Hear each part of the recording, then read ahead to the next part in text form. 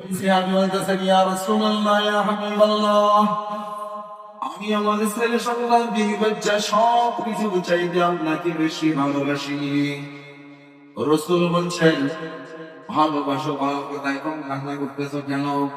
ওই সাহাবী কান্না বন্ধ করে না, করতেছেন, ইয়া রাসূলুল্লাহ, আমি যখন মাঠের মধ্যে কাজ করি, ময়দানে যখন ক্ষেত খামারের কাজ করি, যখন আপনার দেখতে মনে চায়, সাথে সাথে দৌড় দিয়ে আপনার কাছে চলে আসি।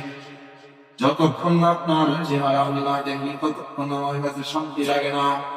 যখন আপনার চেহারা আমি দেখতে পাই, সাথে সাথে আমার শান্তি লাগে, ভালো লাগে। রাসূল বলছেন, ও আমার সাহাবী, এখন তো আমারে দেখতেছো, আগের পরেও কান্না করতেছো কেন? ওই সাহাবী বলতেছে, ইয়া রাসূলুল্লাহ, দুনিয়াতে তো যখন মন চায় তখন আপনারে দেখতে পাই।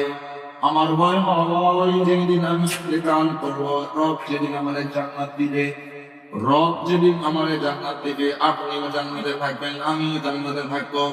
নিশ্চয়ই আমাদের জান্নাতের চাইতে আপনার জান্নাত তো অনেক বড়, অনেক উপরের জান্নাত। কি মনে করেন, নবীর জান্নাত আর অন্য জান্নাত কিসে? কথা বলেছে। ওই ব্যক্তি বলতেছে, ইয়া রাসূলুল্লাহ, আমার আল্লাহতে জান্নাত দিবে, নিশ্চয়ই আপনারে অনেক উপরের জান্নাত দিবে, কারণ আপনি হলেন সাইয়্যিদুল আম্বিয়া ওয়া নবীদের সরদার। সব নবীদের চাইতে সেরা জান্নাত দিবে আপনারে। আমার ভয় জান্নাতের ভিতরে যখন আমি আপনাকে দেখতে মনে চাইবে, তখন তো যদি আমি আপনাকে দেখার জন্য আপনার জান্নাতের কাছে যাই, তারপর আমাকে আঁকড়ে দিবে, ওই সময় আমি আপনার দেখতে না পাইলে আমার কি হবে? এই কথা স্মরণ করিয়া করিয়া আমি কান্না করি। চিন্তা করছেন কি প্রেম, কি প্রেম! দুনিয়াতে যখন মন চায় তখন দেখতে পাই, যখন দেখতে পাই হৃদয়ের ব্যথা, কষ্ট, দুঃখ দূর হয়ে যায়। জান্নাতের ভিতরে আপনি অনেক উপরের জান্নাতে থাকবেন, আমরা তো নিচের জান্নাতে থাকবো। তখন যদি মন চায় কিভাবে দেখ ওই সাহাবী আমাকে প্রেম প্রকাশ করছে, আল্লাহ নবী আর কোনো কথা বলে না। সাহাবীও কান্দে, আল্লাহ নবীও কান্দে। আমাদের আয়েশা বলেন, ইয়া মুসলমান, আমি লক্ষ্য করলাম ওই সাহাবীও কান্না করে, রাসূলও কান্না করে, রাসূলও কান্না করে, ওই সাহাবীও কান্না করে।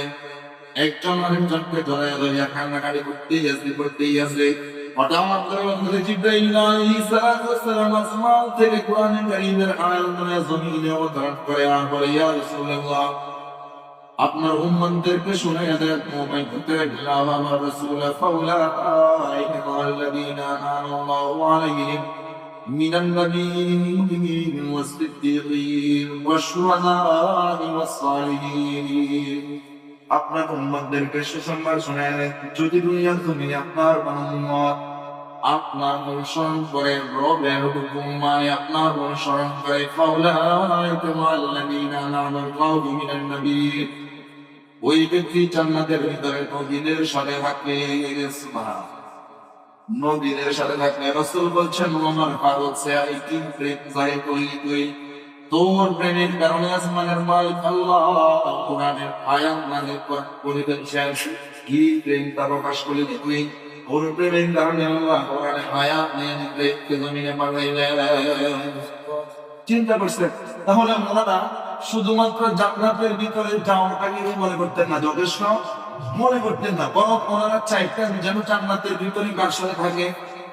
নবীর সাথে থাকে। কার সাথে থাকে ভাই? নবীর সাথে। ভাই, এই হলো পারিবারিক ইবাদত। এই হলো কি পারিবারিক ইবাদত। আপনি আমি যদি পরিবারের জন্য খরচ করি, সন্তানটার একটা পাঞ্জাবি ছেড়ে দিচ্ছেন 1500 টাকা খরচ করি, এই 1500 টাকা সাথে পাচ্ছাও। পরিবারের জন্য 100 টাকা কাঁচা বাজার করছেন, এই 100 টাকা সাথে পাচ্ছাও। 5000 টাকার মাছ গোস্ত কিনে দিচ্ছেন, এই 5000 টাকা সাথে পাচ্ছাও। কি পরিমাণ সুন্দর! এই হলো পারিবারিক ইবাদত, এই হলো পারিবারিক ইবাদত। এবার আসেন, রাসূল বলেন আরো একটা ইবাদত আছে যেটা হলো সামাজিক ইবাদত, যেটা নিয়ে তবে সত্য হলো পারিবারিক ইবাদতের ক্ষেত্রে সত্য হলো উপার্জনটা হালাল হইতে হবে।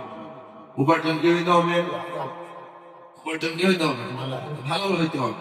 আরেকটা কথা, সন্তানদেরকে সমান দৃষ্টিতে দেখতে হবে। সন্তানদেরকে সমান দৃষ্টিতে দেখতে হবে। আমরা তো ছেলেদেরকে যে নজরে দেখি, মেয়েদেরকে সেম নজরে দেখি না, মেয়েদেরকে ভিন্ন নজরে দেখি। এমনকি যখন ওয়ারিসি সম্পত্তি বন্টনের মাসালা আসে, তখন আমরা ভাইয়েরা যেমন বোনদেরকে ঠকায়, বাবারা মেয়েদেরকে ঠকায়। বাবারাও মেয়েদেরকে ঠকায় আর বলে চিন্তা করিস না, তোর দোয়া করে দিলাম, তোকে কি করে দিলাম, দোয়া করে দিলাম, তোর জন্য বাবার দোয়া।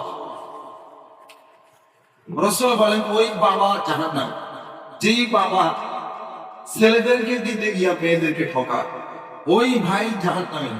যেই ভাই নিজের হক আদায় করতে গিয়া বোনের হক মারে, ওই ভাই জাহান্নামী। যতই নামাজ পড়ুক না কেন, যতই ইবাদত বন্দেগী করুক না কেন, যতই তাহাজ্জুদ গুজার হোক না কেন, নিশ্চিত বোনের হক মারছে, মেয়ের হক মারছে, ওই বাবা ওই ভাই জাহান্নামী। ওই বাবা ওই ভাই জাহান্নামী। যেই বাবা মেয়ের হক দেয় নাই, মেয়েকে হক থেকে বঞ্চিত করছে, ওই ভাই জাহান্নামী। যেই ভাই ভাইদেরকে হক থেকে বঞ্চিত করছে। ভাই প্রস্তাব বুঝেন। এই জন্য পারিবারিক ইবাদত পরিবারের জন্য খরচ করলে সওয়াব, তখন খরচ যে করবো সমানভাবে খরচ করতে হবে, সমানভাবে কি করতে হবে, খরচ করতে হবে। এবার আসেন সামাজিক ইবাদত। সামাজিক ইবাদত মানে যে ইবাদতের সম্পর্ক সমাজের সাথে, যে ইবাদতের সম্পর্ক কিসের সাথে, সমাজের সাথে। সামাজিক ইবাদত একজন আরেকজনের সাথে একটা ভালো কথা বলছে, বাস সামাজিক ইবাদত সওয়াব। একটা ভালো কথা বলছে সওয়াব। একজন আরেকজনের সাথে একটা ভালো ব্যবহার করছে, বাস সওয়াব, সামাজিক ইবাদত। একজন আরেকজনকে একটা সালাম দিছে, বাস সওয়াব, সামাজিক ইবাদত। যেমন আল্লাহর নবী বলেন, قال النبي صلى الله عليه وسلم حق المسلم على المسلم ست إذا لقيته فسلم عليه। আল্লাহ নবী বলেন, ও আমার মায়ের উম্মতের দল, একজন মুসলমান অপর মুসলমানের কাছে 6টা হক পায়। কয়টা হক? কয়টা হক পায়? 6টা হক পায়। 1 নম্বরে ইদালাতিহি ফাসাল্লিম আলাইহি। একজন মুসলমান যখন অপর মুসলমানের সাথে সাক্ষাৎ হয়, ফাসাল্লিম আলাইহি, 1 নম্বরের হক হলো সালাম দেওয়া। কি দেওয়া? সালাম দেওয়া। ও দুনিয়ার মুসলমান ইমানদার আল্লাহর গোলাম, মুসলমান মুসলমানদের পড়াশো সালাম দেওয়া, এটা হলো সামাজিক ইবাদত। এটা কি ইবাদত? সামাজিক ইবাদত। এই ধরনের সামাজিক ইবাদত গুলো আজকে সমাজ থেকে দিন দিন উঠে যাইতেছে।